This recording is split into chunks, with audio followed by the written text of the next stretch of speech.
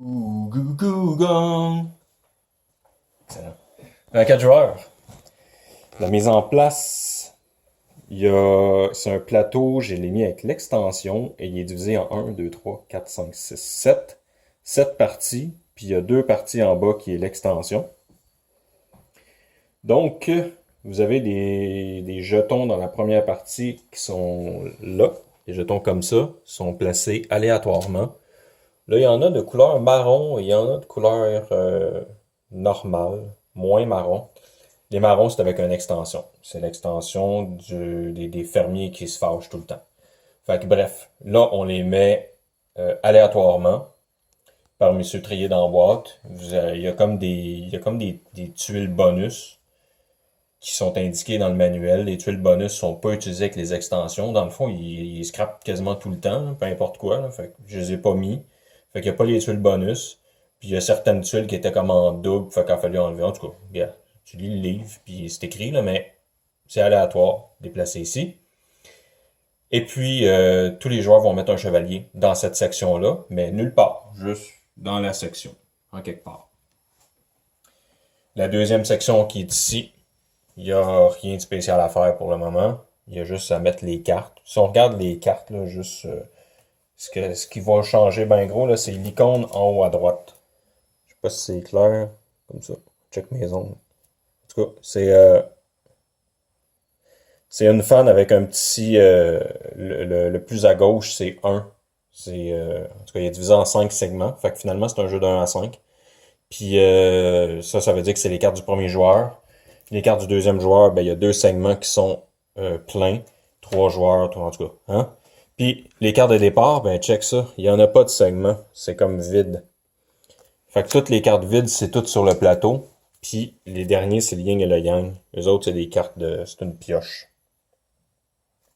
Fait qu'on met toutes les pioches, toutes les yin et le yang à part. Donc, c'est ça. Fait qu'on continue. On va remarquer que j'ai mis des cartes à tous les emplacements où il y avait des cartes. Ça, c'est ceux qui avec l'éventail qui a rien dedans. C'est les cartes de départ. Fait que ici, c'est comme ça. Ici, on remplit les jades, 2 dans les 3 petites maisons, puis la terrasse avec le restant des jades. Ici, la place des intrigues. Très intriguant. Une carte ici. Le jeton de premier joueur, si on change de premier joueur. Puis votre marqueur intrigue ici. Ici, ça c'est le palais. Le palais céleste des dieux grecs, chinois. Puis avec l'extension, ben, on a comme deux. Parce que le palais, en temps normal, on fait juste monter dedans, puis il n'y a pas de... Tu montes, that's it. L'extension rajoute des trucs ici. On voit le petit brasier ici, il est orange, G. Et le brasier ici, il est plus en or. Fait qu'en gros, il y en a 5 de chaque. On va en prendre un carrément au hasard. On va le mettre ici, puis ça va remplacer le placement de base pour la version de base. Mais si on veut pas jouer avec, on la met pas. Puis je reviens ensuite pour expliquer ça. Mais en gros, je les ai sélectionnés au hasard. Je vais mettre ça chaque côté. Ici, c'est la place pour les... puis votre inquisiteur, monsieur qui... comment ça s'appelle? Un émissaire, ça? Un émissaire. Votre émissaire, on le place ici. Ici, c'est des décrets. Il y a 2 décrets de 3, je les ai pris au hasard. 2 décrets de 2, je les ai mis au hasard. Et 2 décrets de 1 qui sont pris au hasard aussi. Avec la carte ici. Ici, on remarque, ça c'est le marqueur de point de victoire, on le met à 0. Ici, c'est les bateaux. C'est pas mal vide, on a juste une carte. Première extension, c'est le palais d'été. Vous avez votre serviteur, servitrice. Chaque joueur va mettre son serviteur ici. Une carte ici. Un décret de niveau 4, pris au hasard. Ici, c'est des serviteurs neutres. Et puis, c'est 4 serviteurs neutres par joueur. On est 2 joueurs, fait que j'en ai mis 8, si je sais bien compter. Ouais. Puis, on avait 10 jades supplémentaires que j'ai mis dans cette section-là. La section à 3 joueurs et plus, là, ça, c'est coupé en 2, puis c'est comme 2... mais à 2 joueurs, c'est comme ça. Il y a deux emplacements. Et puis, les fermiers qui se fâchent tout le temps, on a la pile ici de trucs, plus 1, plus 2, plus 3. Un décret encore une fois, et puis une carte là. Donc en gros, c'est la mise en place. Pour votre plateau personnel, ben vous avez... Yes. Ça a l'air plus dur que ça l'est. En gros, en haut, c'est des emplacements pour mettre les petits jetons que j'avais marqué le voyage tantôt. On va les déposer ici. Fait que c'est juste pour dire les actions qu'on peut faire avec les petits jetons ici. Ça ici, ça a rapport avec la section du bateau. Ça ici, c'est juste pour la fin de partie, c'est pour le décompte de points. Ça ici, c'est pour votre serviteur si vous en avez une. Je sais pas les serviteurs qui s'appellent. C'est quoi le vrai nom de ça? OK, la petite madame, la masseuse érotique. Et puis ici, il y a des jades. Donc, on les placerait ici. Puis ici, ben, c'est votre défausse personnelle. Et puis là, ben, c'est vos serviteurs personnels de départ. Vous en prenez 6. Donc ça, c'est le plateau personnel. Avec votre main de départ, puisque je serai le premier joueur, j'aurai l'éventail avec le premier segment de, de couvert, ouais, c'est ça, de rempli. Et puis deuxième joueur, ben, c'est ça serait sa main. Donc, c'est ça votre truc de départ. Ça, c'est quand même, c'est secret, mais c'est pas secret. Puis, ben, dans le sens que tout le monde a la même main de départ. Le joueur numéro 2 va toujours avoir la même main de départ. Mais on part tout avec notre main de départ habituelle. Donc, les conditions de fin de partie, ben, c'est un truc qui va se passer en 4 manches. Dans chaque manche, vous allez pouvoir faire des actions. Le plus petit des deux entre le nombre de cartes qui restent dans les mains. Fait qu'on commence tout avec 4 cartes. En principe, on pourrait faire 4 actions. Ou le nombre de serviteurs qu'on a. Au départ, on en a 6. Si à un moment donné, on joue mal nos cartes, ben, on n'aura plus de serviteurs, on ne pourra plus faire d'action. Fait que c'est 4 manches comme ça, où tout le monde va jouer jusqu'à temps qu'il n'y ait plus de cartes, ou plus de serviteurs, ou les deux mis ensemble. Puis rendu au bout, il va y avoir la fin de la 4e journée, il va y avoir un décompte de fin de partie. Et puis là, c'est ça qui est nice. C'est que le palais céleste des dieux, si t'es pas rendu en haut, t'es mort. T'as juste 0 points. Peu importe que dans le game, t'as fait plein de points, là. Si t'es en bas de ça ici, it is done, buddy. Fait que c'est ça la condition de fin de partie. Ensuite, chaque emplacement. L'emplacement, on va commencer par l'emplacement en haut, qui est les voyages. Donc, seulement la première fois qu'on fait cette action-là, on va pouvoir mettre notre bonhomme où on veut. Puis en le mettant où on veut, on va prendre le jeton puis faire l'action de ce jeton-là. Et puis, en gros, c'est les emplacements vides. Quand il va en avoir des emplacements vides, on les remplit pas tout de suite, mais les emplacements vides, les emplacements où il y a déjà des joueurs, d'autres joueurs, on saute par-dessus. Fait qu'exemple, si admettons, moi j'ai commencé mon tour, puis j'ai fait une action comme ça, mon adversaire le fait, je décide de refaire un autre tour, puis je prends l'action. Ça, c'est deux types d'actions, mais je vais prendre l'action plus forte qui me fait avancer 2 fois. Je pourrais faire ça pour ma première action, parce que j'ai un pas jusque-là, puis ma deuxième action, mon deuxième pas, lui compte pas, je pourrais aller faire mon deuxième pas ici. Donc on voit qu'on saute un petit peu, puis on peut voyager assez beaucoup. Plus on est joueur, on voyage pas mal, parce que les actions sont vides rapidement.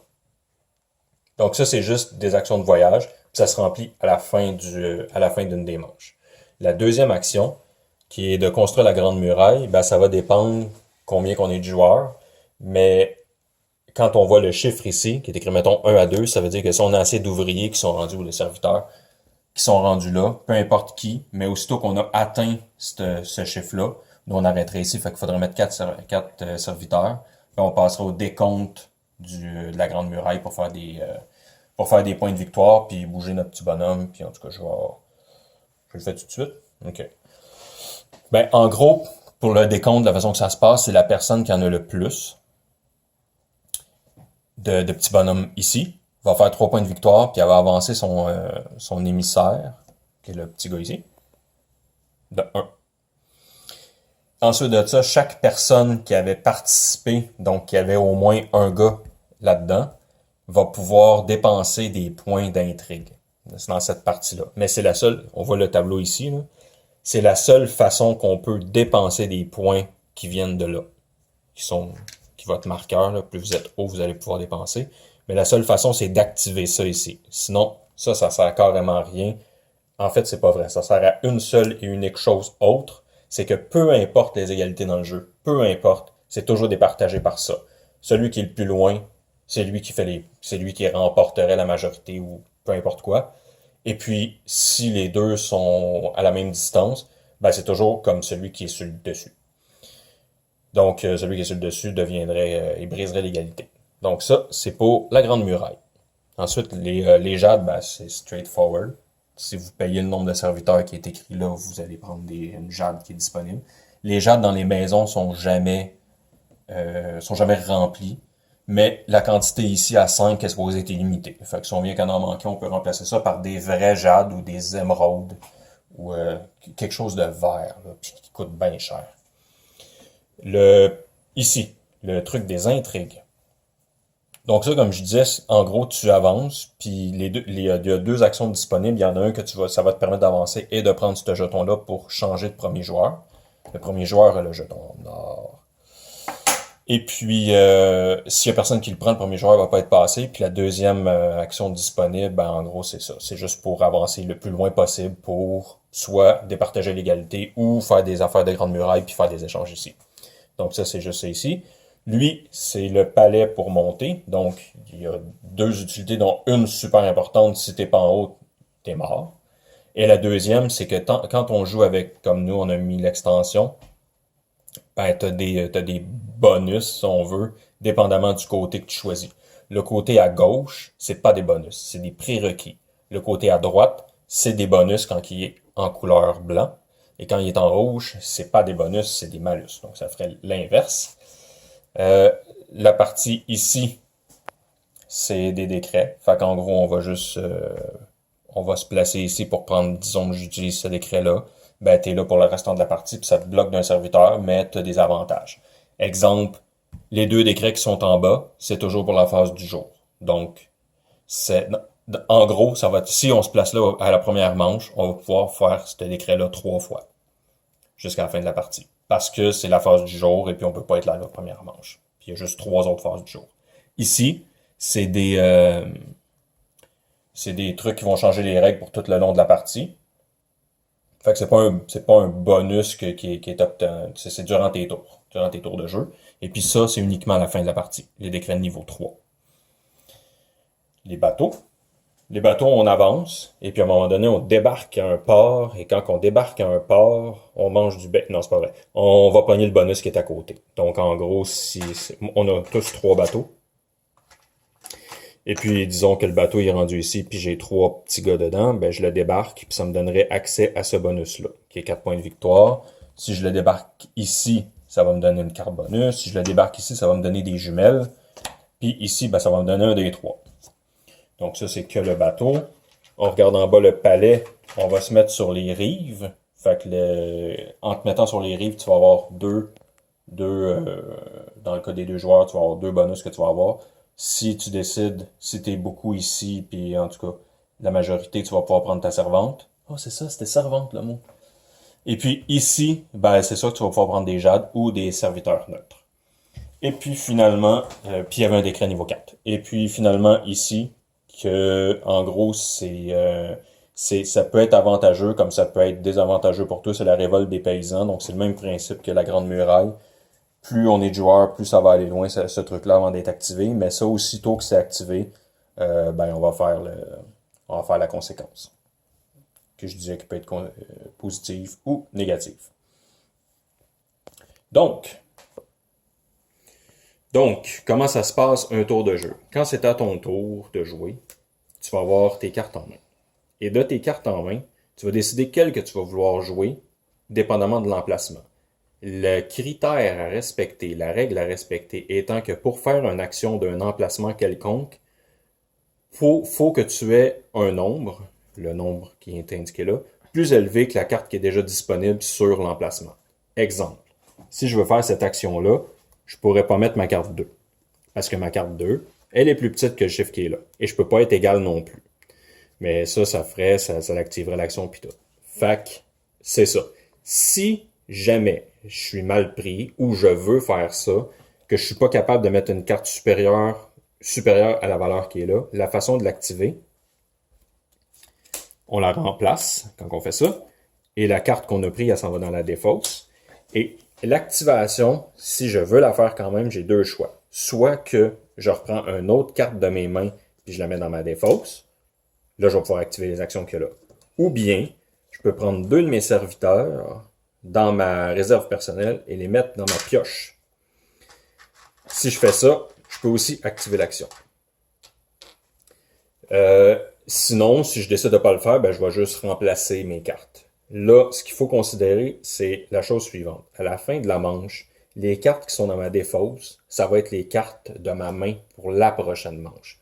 Donc, la carte que je m'en vais chercher là, faut que j'aie en tête que, OK, je veux faire l'action aujourd'hui pour ça, sauf que demain, je vais être pris avec cette carte-là parce que je vais jouer ces actions-là aussi.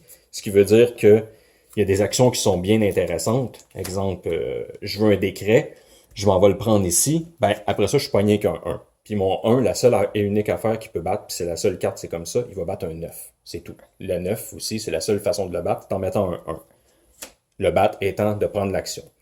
Quand je décide, exemple, comme c'est ici, je décide de faire l'action. Donc, je remplace le 3 par un 5 que j'ai. Le 3 que j'ai, je le mets dans ma défausse. C'est très mauvais comme exemple parce que c'est pas un 5 que je voulais, c'est un 4. Ça marche quand même. Là, j'ai le choix. Soit que je fais l'action qui est en haut dans mon petite affaire de cartes. Il y a plein de cartes qui n'en a pas d'action. Lui, il y en avait une. L'action qui est là, ça fait toujours référence à une action d'un plateau. Fait que si on voit ici Monsieur Barbu, ben Monsieur Barbu, c'est lui. Fait qu'en gros, ça va me donner l'opportunité de faire l'action de lui, plus de faire l'action de lui, parce que j'ai mis ma carte pour ce plateau-là. Puis c'est en respectant toujours les mêmes règles. Fait que, bref, je peux soit faire cette action-là, ou faire cette action-là, ou faire l'action qui est plus forte ici, ou bien faire les deux, mais si je décide de faire les deux, je fais elle en premier. Les actions. Comment qu'ils se font? Qu'est-ce qu'ils veulent dire? Je peux commencer par là, vu que je suis déjà là. Ici, ça veut dire que je peux avancer mon pion intrigue de 1. Ça, c'est l'action faible. Plus, je vais prendre ce jeton-là. Une fois que le jeton il est pris pour la manche, même si quelqu'un d'autre fait cette action-là, le jeton n'est pas passé à la prochaine personne. La personne qui l'a pris le premier, c'est lui qui le garde. Fait qu'il va devenir premier joueur au prochain tour. Ou bien, l'action la plus forte, je peux dépenser un serviteur de ma réserve personnelle dans ma pioche pour pouvoir avancer mon marqueur comme ça. Puis là, il y a 3 flèches superposées de 3. 1, 2, 3. Donc ça, c'est les deux actions que je peux faire ici. Si on se tasse un petit peu à droite, ces actions-là, l'action faible, parce que elle, je la ferai en premier, si je décide de faire les deux actions. L'action faible, c'est j'avance mon gars de 1, puis là, je vais revenir à ça. Ou bien, je paye 2 de mes serviteurs, toujours de ma réserve personnelle, je les mets dans ma pioche, pour avancer mon émissaire de 2, plus avancer mon jeton intrigue de 1.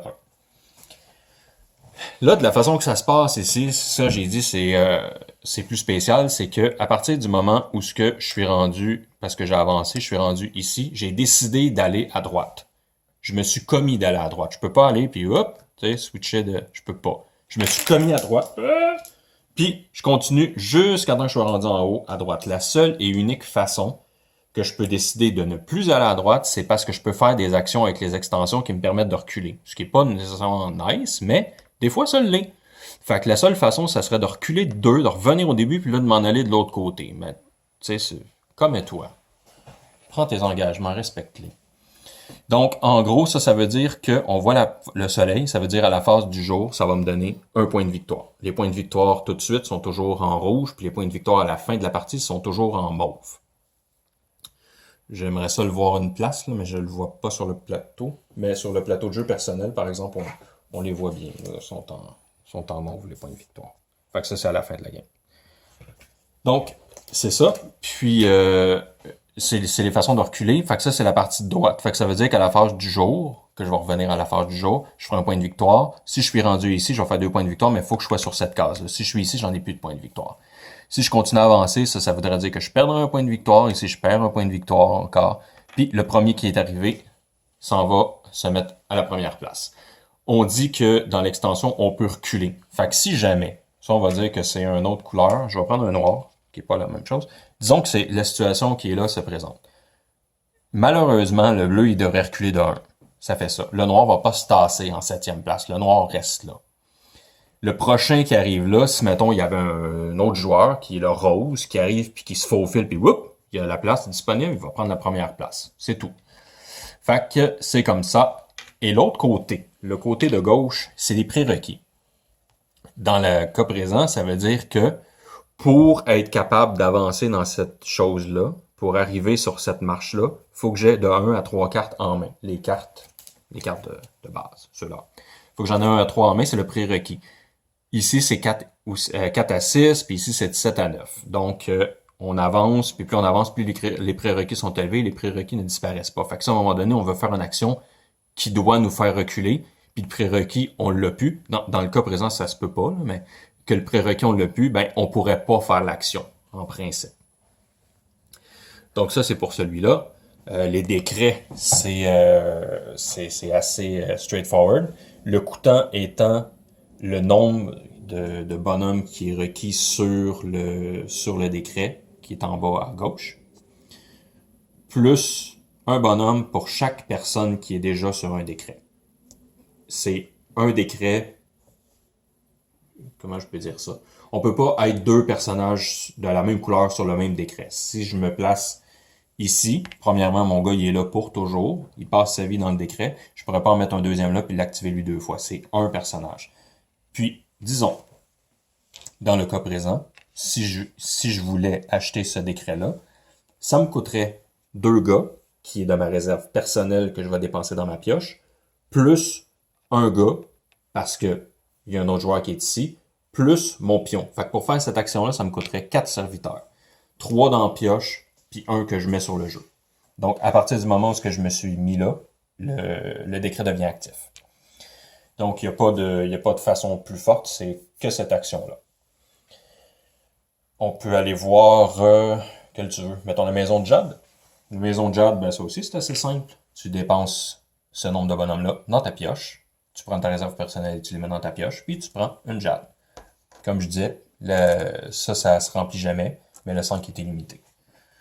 Ici, l'action faible, c'est juste de prendre un bonhomme de ta réserve personnelle puis de le mettre dans la grande muraille, ou bien de dépenser un bonhomme de plus pour en mettre 2 dans la grande muraille. Fait que ça me coûtera 3 bonhommes pour être capable de faire cette action-là.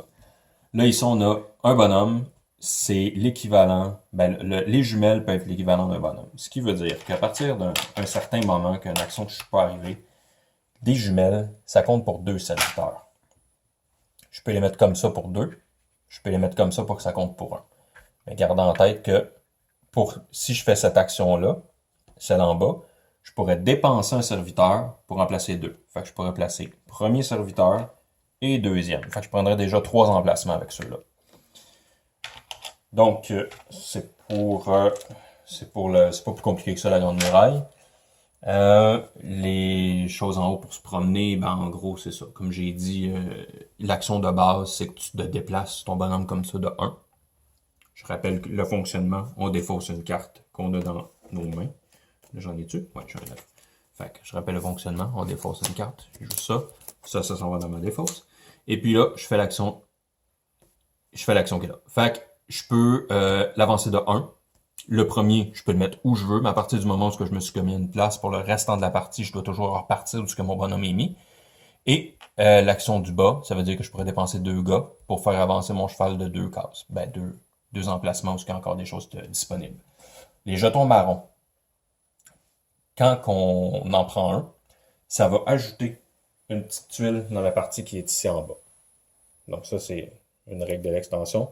À partir du moment où je prends un jeton marron, je le mets ici. Les jetons marrons. Les jetons de voyage. À quoi qu'ils servent? C'est un bonus immédiat. Donc, à partir du moment où on pointe cette tuile-là, on fait le bonus immédiat. Donc, admettons, je prends L, ça veut dire que j'avancerai mon émissaire de 1. Si je prends L, lui, il est un peu spécial, je ne me rappelle plus. Fait que je vais prendre lui. Ça veut dire que je vais prendre une carte dans mes mains, puis je vais la remplacer avec une carte sur le plateau gratuitement. Puis la carte que je prends sur le plateau, je la mets dans mes mains. Ou bien, je peux prendre une carte de ma défausse personnelle et la remplacer avec une carte sur le plateau, mais la carte du plateau va aller dans ma défausse. Donc ça, c'est ce jeton-là. Mais en gros, ce que je veux dire, c'est que quand tu prends le jeton, tu fais l'action immédiate et ensuite, il va se positionner ici.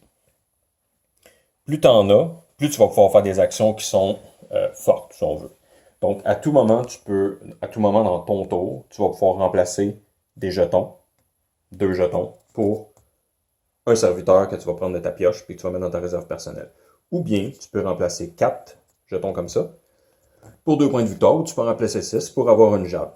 Comme je disais, tu peux le faire autant de fois que tu veux, tant que tu as des jetons dans ton tour, il n'y a pas de problème. Le seul jeton qui est spécial, c'est lui. Lui, il ne sera pas reviré à l'envers, lui compte pour 2 jetons. Donc pour lui, je pourrais l'échanger pour avoir un gars. Donc, ça, c'est pour les jetons comme ça. Si on va dans le bateau, un bateau, ça part toujours d'un port libre, le plus à gauche possible. Fait que moi, puisqu'il n'y a personne sur le jeu, mon premier bateau, je serai obligé de le mettre ici. Mon adversaire pourra aller le mettre ici, parce que lui, il est libre. Puis c'est le plus à gauche. Puis 2 bateaux ne peuvent pas être à la même place. Restriction. Un bateau ne navigue pas seul. Ça prend toujours un serviteur à bord. Donc, les 2 actions disponibles, c'est soit que je mets un serviteur dans un bateau qui est déjà dans l'eau, puis qui prend, en tout, ils prennent 3 gars. Là. Ils sont supposés être debout. 3 gars. Ou bien, un gars, puis les jumelles qui fit dans le bateau. Donc, pour une action, je pourrais prendre un gars, les jumelles comptent pour un gars, mettre là-dedans, et avancer mon bateau d'une place. Si mon bateau n'est pas disponible, puis le port est comme c'est là, la première action, ça serait ça, puis j'avancerai de 1. Fait que ça, c'est la première action. La deuxième action étant, je dépense un gars, puis je mets 2 gars dans des bateaux. Ça peut être le même bateau, ça peut être un bateau nouveau, un ancien bateau, ou 2 bateaux nouveaux. Cette action-là, si je pars de comme ça, je pourrais le faire. Je dépense un gars que je prends, je mets dans ma défausse personnelle, dans ma pioche, et je mets un bateau. Le deuxième, je prends un nouveau bateau, je le mets ici, avec un autre gars. Fait que ça, c'est l'action. Donc, c'est ça. Pour le bateau, puis à partir du moment où on s'est commis à avoir un bateau, il faut se rendre soit à un port quelconque, puis faire l'action du port correspondante, ou bien, si on est malchanceux, le bateau peut juste sortir du jeu, puis nos bonhommes retournent dans notre pioche. Donc, c'est ça. À partir du moment où on arrive dans un port et qu'on a 3 bonhommes, on peut ou on décide de ne pas le faire, on peut faire l'action correspondante. Fait que, admettons que mon bateau il est plein et il est ici. En fait, je suis là, puis je vais faire l'action qui est ici. Fait que je vais ajouter un gars, et puis ensuite, je déplace mon bateau. Donc, si je fais ça, j'ai l'option tout de suite de retirer un gars, d'aller le placer dans mon plateau personnel. Lui, ça s'en retourne dans ma pioche, avec lui qui s'en retourne dans ma pioche aussi, ici. Et puis, le bonhomme que j'ai pris, c'est pour activer un de ces 3 bonus-là. Puisque j'étais à côté du bonus de carte, ben, je placerai mon gars ici. Ça veut dire que ce bateau-là, ce bonus de bateau-là, je peux l'avoir 2 fois. Ça, ce que ça veut dire, c'est que ça va me donner une carte de plus dans mes mains, mais une carte du yin et du yang, qui est ces cartes-là ici, qu'on a mis de côté. Donc, je pige la première sur le dessus, puis je l'ajoute tout de suite à ma main. Pas dans ma défausse, à ma main. Les autres bonus étant 4 points de victoire. Donc, si je débarque là, ben, je vais pouvoir avoir 4 points de victoire tout de suite et je peux le faire 3 fois. Il y a 3 emplacements pour les 3 petits gars. Mais à toutes les fois, ça, il faut comprendre. C'est le même principe les décrets. À partir du moment où on les a utilisés, ces gars-là, ben, ils sont utilisés puis ils sont plus jamais réaccessibles. Et puis, le dernier, et non la moindre, les jumelles. Les jumelles qui est à l'avant-dernier port ou au dernier port. Donc, sont accessibles une fois et les jumelles, ben, ils deviennent disponibles parce qu'au départ, tu les as pas disponibles, mais ils deviennent disponibles dans ta réserve personnelle. Puis à partir du moment où tu les acquis, ils s'en allent dans ta réserve générale. Donc, il part de ton plateau de jeu, puis whoop, s'en allent là. Donc, comme je disais tantôt, ce qui est la particularité des jumelles, c'est qu'ils comptent pour 2 personnes, sauf que ils peuvent aussi être considérés comme une personne. Puis quand tu vas les récupérer, mettons qu'ils sont utilisés, ils sont dans ta pioche, Et puis quand tu vas aller les rechercher, puis ça dit que tu vas rechercher un serviteur, ça compte pour un serviteur. Fait que tu peux jouer que lui, tu vas le chercher pour 1, puis tu le dépenses pour 2. Donc, ça, c'était pour les bateaux. Le truc d'été, le palais de l'été. Là, il y a cet emplacement-là ici. Ça veut dire qu'à partir du moment où tu joues, il y a 3 cadeaux. C'est les cadeaux favoris de l'empereur. Fait qu'à partir du moment où, admettons, je mets un 4, j'enclencherai un décompte. Là, je vais juste revenir. De la façon que ça fonctionne, il y a deux façons de faire les décomptes. Donc, celui-là qui est le joueur qui a déposé, le joueur actif qui a déposé le cadeau 4 sur le jeu, enclenche le décompte d'un des deux rives. Donc, c'est soit celui-là ou soit lui. Donc, c'est la première façon. La deuxième façon d'enclencher un décompte, c'est là-bas avec les languettes. Puis, c'est dans la phase du soir. Fait que la dernière phase, ça serait ça le décompte. La différence étant que quand que c'est activé par un joueur, donc il y a eu un 4, ou un 9, ou un 2, là, dépendamment de la tuile qu'on a pigée, le joueur actif va sélectionner la rive, les deux rives ici, qui a celle qui décide, là, c'est le joueur qui décide, pour amorcer le décompte. Le décompte étant la majorité. Donc le plus, s'il décide d'aller ici puis d'activer cette rive-là, il faudrait que ce soit intelligent, que ce soit lui qui ait le plus de bonhommes ici, la majorité. On se rappelle que la majorité est cassée par le jeton intrigue, le plus loin. Ou bien, s'il y a beaucoup de jetons ici, puis qu'il décide d'activer cette rive-là, eh bien, il va aller prendre son serviteur si son serviteur est disponible. En activant la rive qui est ici, ce qu'il va faire, c'est qu'il va prendre deux serviteurs neutres ou une jade. Ici, c'est juste prendre j'avais le mot tantôt, je l'ai perdu, la servante.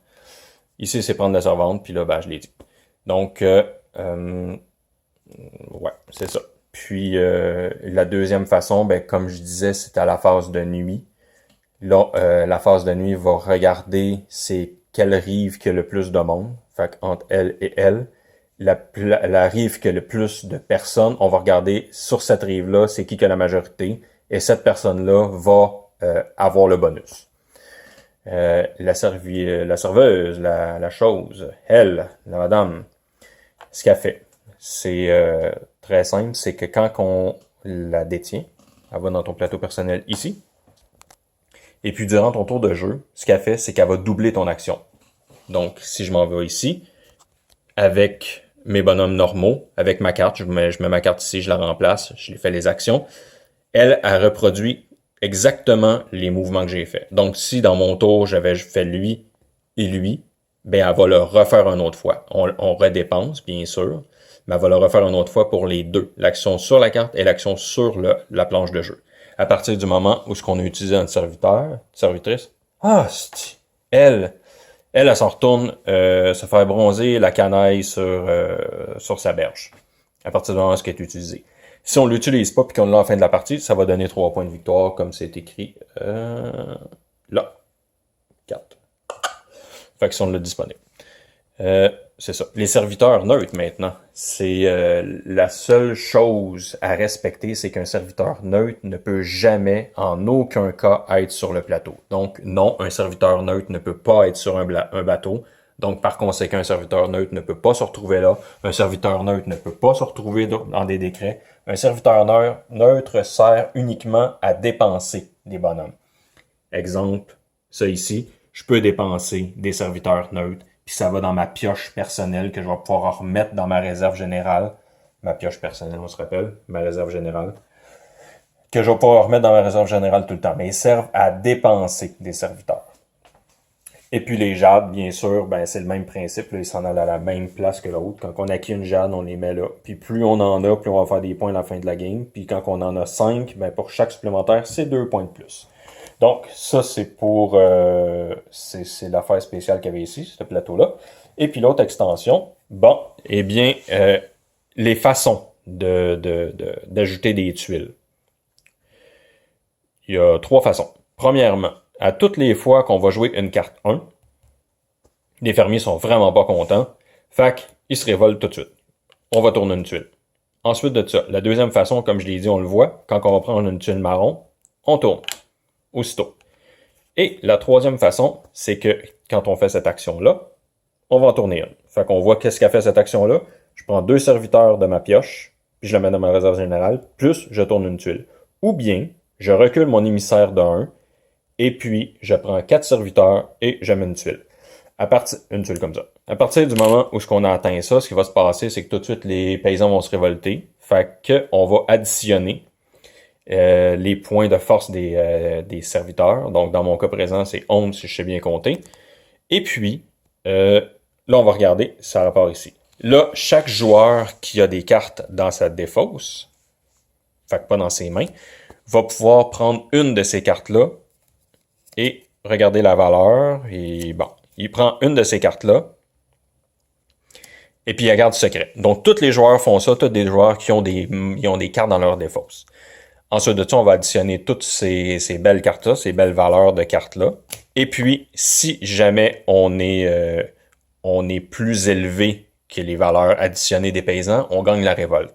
Donc, ce que ça va faire, c'est que tous les joueurs qui ont réussi à participer à ça, la personne qui a mis la plus petite carte va pouvoir prendre sa carte de sa défausse et l'ajouter à sa main.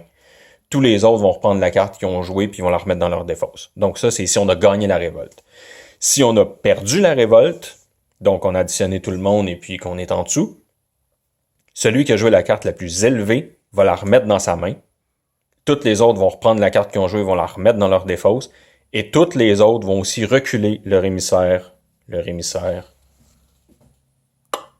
Il est où, lui? Oups, il est là. Ils vont tous les reculer de 1. Et puis, c'est la seule et unique façon que, disons, je respecte. Là, je l'ai dit, ça se peut pas que je respecte plus là, les prérequis, mais c'est la seule et unique façon que je pourrais la reculer quand même si je respecte plus le prérequis, parce que j'ai pas le choix.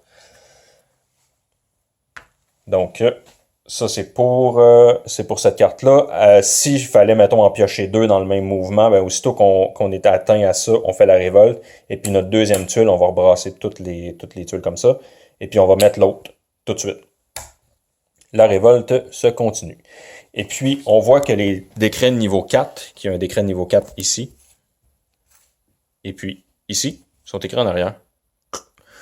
C'est les décrets qui coûtent des pas en arrière de ton émissaire. Fait que lui, il coûte 3 pas en arrière. Si t'es pas capable de reculer ton émissaire parce que, disons, qu'il est au début, ou t'es juste, disons, placé là, puis il faut que tu recules de 3, ben là, je ferais juste 1, 2. Si t'es pas capable de reculer de 3, tu peux pas faire l'action. Donc, c'est le coût. Et puis, bien sûr, ça va te coûter un bonhomme que tu vas aller mettre ici. Donc, c'est pas mal ça pour les actions de jeu. Ensuite de ça, comme je disais, chaque tour va se composer d'une phase du matin, la phase du jour et la phase de soir. La phase, ce que j'avais oublié de faire au début, là, c'est ces 3D-là. On va les brasser à la première fois et à toutes les fois. Donc, si on fait un vrai tour de jeu de la façon que ça se passe, la phase du matin, elle est skip ici, au tour 1, parce que c'est la mise en place du jeu. Là, on a cette phase-là, qui est de prendre des cartes dans ta main, d'après l'icône, là, de prendre des cartes dans ta main, de les mettre sur le jeu et de faire l'action correspondante. Une fois que tout le monde a joué leur tour puis que tout le monde a passé, peu importe, on passe à la phase de nuit. Et la phase de nuit, ça commence par les dés de la destinée. Donc, pour chaque carte de ta défausse qui est correspondant à un chiffre qui est là, tu vas te faire un bonhomme. Disons que dans ma main, ou si on veut rendre des choses plus cool ici, j'ai de la misère à me trouver les chiffres. 7, 7. Marche pas. 4. Bon, 4. Voilà. Si je suis dans une situation où les dés brassés ont été 4, 4, 8 et j'ai une seule carte dans ma défausse, une seule carte 4, je sais pas pourquoi je me mets tout le temps les pieds dans les plats puis je prends des chiffres puis des mots qui se ressemblent. Si tu as une carte 4 dans ta défausse, ça veut dire que tu as fait 2 liens. Ça veut dire que tu peux prendre 2 bonhommes. Si tu as 2 cartes 4 dans ta défausse, dans le cas présent, tu as fait 4 liens. Chaque carte a été liée à 2 dés. Donc, tu as eu 4 liens, 4 bonhommes. Pourquoi je dis les liens? Parce que c'est ça, la deuxième phase, ensuite de ça, quand tout le monde a pris leur bonhomme, dépendamment si on a eu des liens avec les dés de la destinée ou pas, celui qui a eu le plus de liens va prendre 3 points de victoire et il va avancer son émissaire de 1. On se rappelle, s'il y a une égalité, c'est la piste des intrigues qui va trancher. Ensuite de ça, on a le bateau qui va avancer.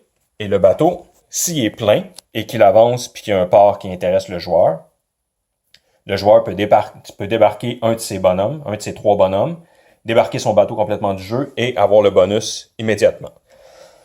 Si il y a quelqu'un qui est situé ici et qui à la phase justement du bateau doit sortir, ben just too bad, tous les bonhommes qui sont là se retournent dans ta pioche avec le bateau et puis t'as juste rien eu. De la façon que ça fonctionne, quand on fait cette phase-là, c'est qu'on part toujours du bateau le plus loin, puis c'est lui qui avance le premier. Donc, si j'ai un bateau là et un bateau là, ben lui il va avancer ici, puis lui il va avancer là ensuite. Donc ça, c'est la phase du bateau. Et la dernière phase qui est pour l'extension, c'est la phase avec le petit cache, qui est la même que celle-là ici. Donc, c'est le que je disais tantôt, le décompte. Là. Fait que la majorité, la berge qui a le plus de serviteurs, ça va être elle qu'on va prendre en considération. Et pour cette berge-là, on va regarder la majorité. Et puis, ensuite de ça, on va retirer les bonhommes. Et puis, les adversaires ont le choix aussi de retirer leurs bonhommes à ce moment-là, à partir du moment où il y a eu un décompte. Ensuite de ça, puisqu'on est arrivé au bout, là, on s'en retourne dans la phase du jour. Donc, premièrement, on va avancer ça à 2. On va avancer ça à 2. Et puis, ça dit que on va passer le premier joueur à la personne qui avait le jeton en argent. S'il y a personne qui a le jeton en argent, le premier joueur bouge pas.